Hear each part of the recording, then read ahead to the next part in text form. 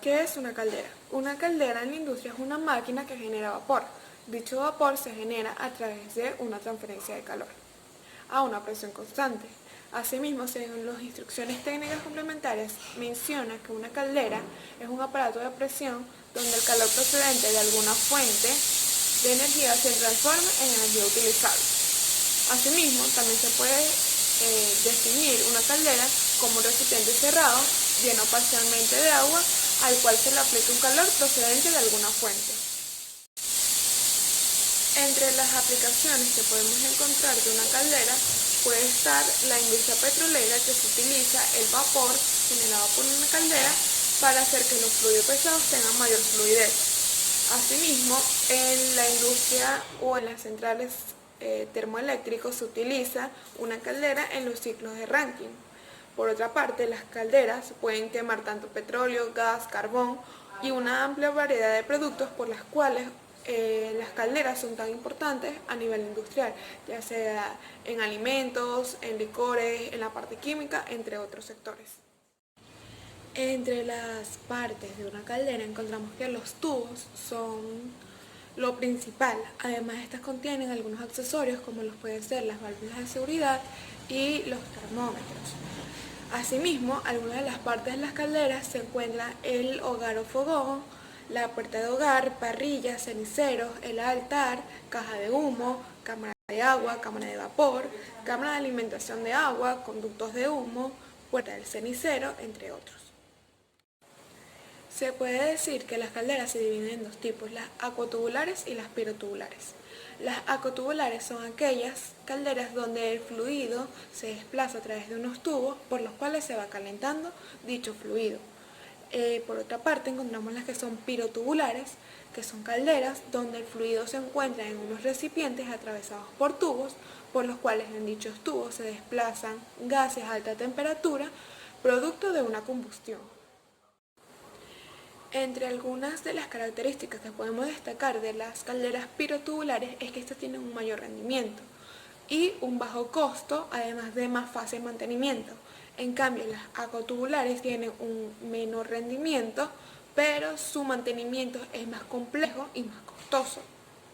Entre una de las características que tienen que tener el agua, de las cuales utilizan una caldera aquatubular, es que estas tienen que tener un bajo nivel de salinidad. En cambio, las pirotubulares no exigen tanto en su calidad del agua. Entre los modelos se puede llamar de calderas. Podemos encontrar las de agua caliente, que es donde el fluido no sobrepasa los 100 grados centígrados de calentamiento. Asimismo, también encontramos las de agua sobrecalentada, que van por encima de los 100 grados centígrados, pero hasta unos 150 grados centígrados. Estas pueden ser tanto aquatubulares como pirotubulares. Por otra parte, encontramos las calderas de vapor, que estas pueden ser tanto aquatubulares como pirotubulares. Y tenemos las no menos importantes, las de fluido térmico, son las más utilizadas últimamente en las industrias tanto alimenticia como hotelera, plástica, entre otras, y estas son únicamente aquatubulares.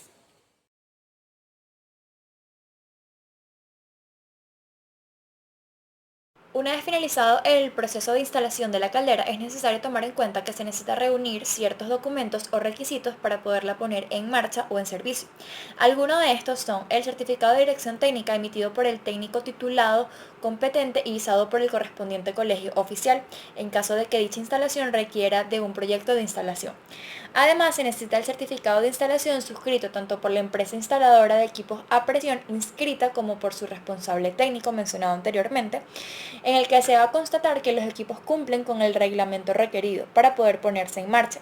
Además, se necesitan las declaraciones de conformidad de los equipos a presión o conjuntos y los proyectos de instalación para las calderas de categoría 2 en caso de ser necesario. Antes de la puesta en servicio de la caldera es necesario realizar pruebas previas para garantizar que su uso sea el adecuado y que no haya sufrido ningún tipo de daños al momento de la instalación. Transporte, almacenamiento e instalación. La caldera debe manipularse utilizando las horjetas de izado y transporte y con los equipos adecuados. Además, la manipulación de la caldera, izado y traslado, si es necesario, y descarga sobre el suelo debe hacerse con la caldera correctamente protegida contra golpes para evitar causar daños en la misma. Igualmente, durante su traslado, los apoyos de la caldera no se encuentran paralelos al suelo, sino ligeramente inclinados hacia el lado en el que están situados estos elementos anteriormente mencionados. En consecuencia, tanto la maniobra de izado de la caldera como la de depositarla en el suelo deberá realizarse muy suavemente para evitar que el grupo de bombas y todos los elementos que unen al cuerpo de caldera sufran estos procesos o algún tipo de daños. Además, durante el almacenamiento provisional, antes de la instalación, la caldera debe estar protegida contra humedad y contra otros agentes externos que puedan causar daños en los materiales que la componen y ya sea líquido, grasas, así como golpes externos, entre otras cosas. Para la preparación de la caldera debemos revisar todos los lugares donde puedan existir piezas flojas y demás elementos como soportes, abrazaderas o similares que puedan haber salido de su lugar al momento de una vibración en el transporte de la misma. Además debemos comprobar visualmente que todas las válvulas de la caldera estén correctamente cerradas, a excepción de algunas que deben permanecer abiertas, como las de aspiración y las de descarga de la bomba. Cuando la caldera se haya llenado hasta el nivel de agua deseado, se debe cerrar la entrada de la misma. Se abren las válvulas de purga del indicador de nivel y se realiza una pequeña descarga para verificar que no existen obstrucciones, tanto en las válvulas como en las tuberías. Además, se deben realizar controles mediante purgas desde las válvulas de descarga relacionadas con la caldera, ya sea purga de lodos o purga de sales, si existiera en este caso. Luego debemos asegurarnos que el manómetro de la caldera funciona correctamente y que su unión al cuerpo de la caldera sea precisa. Además debemos verificar que no exista ningún tipo de obstrucción en el conducto. Luego de realizar todos estos pasos podemos proceder a conectar el interruptor en el lateral del cuadro eléctrico de la caldera. Para parar la caldera debemos seguir ciertos pasos. Primero, debemos colocar el selector y el interruptor en la posición 0. De esta forma se aprovechará el vapor que todavía hay en el interior de la caldera. Número 2. Debemos purgar con presión el vapor del nivel óptico.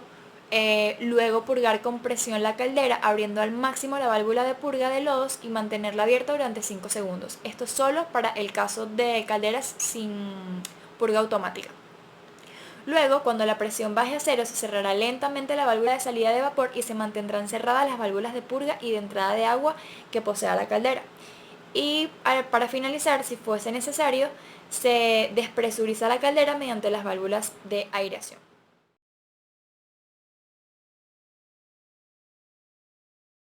Sistema de purga. Es posible mantener la concentración de sólidos disueltos en el agua de la caldera en un nivel aceptable mediante el análisis constante del agua de alimentación y el accionamiento con la frecuencia y duración adecuada de las válvulas de purga instaladas para este fin. Si no se realizan los análisis que pueden determinar la cantidad de purga continua y la duración, esta caldera deberá purgarse mediante la apertura completa de la válvula de purga de lodo, al menos una vez por cada turno. Las purgas deben realizarse cuando el caudal de vapor se encuentre al mínimo.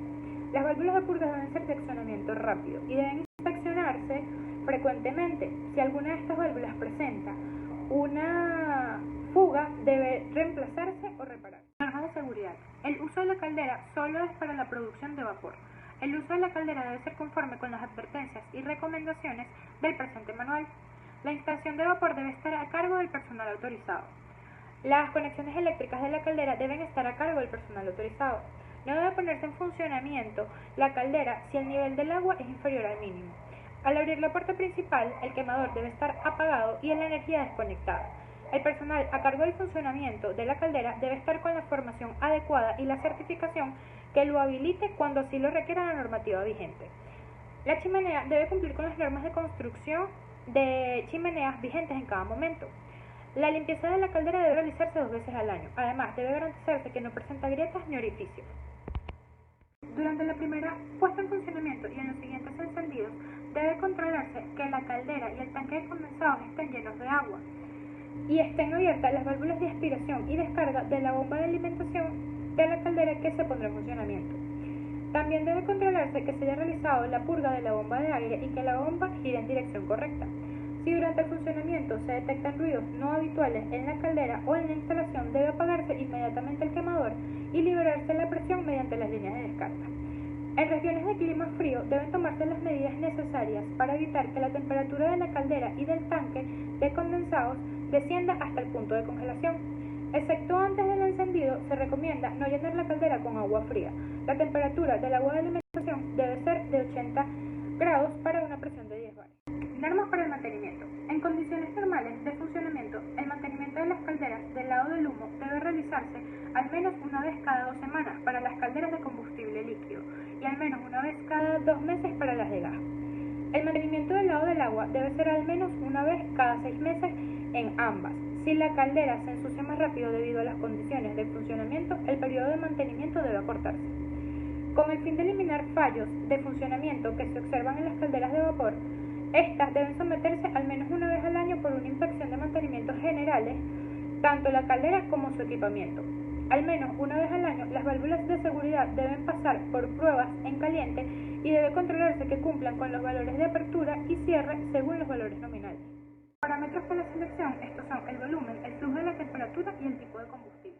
De las calderas de vapor se recogen en el artículo 4 de la ITC-EP 1 y el anexo 2 del Real Decreto 2060-2008. La instalación de las calderas de vapor de primera clase se consideran de menor riesgo, por lo que no requieren la presentación del proyecto de instalación, debiendo presentarse, además de lo indicado en el apartado 4 del anexo 2 del Reglamento de Equipos a Presión, una memoria técnica de la empresa instaladora, en la que incluya la documentación indicada en el apartado 1 del artículo 4 de la ITC-EP 1 del Real Decreto 2060-2008.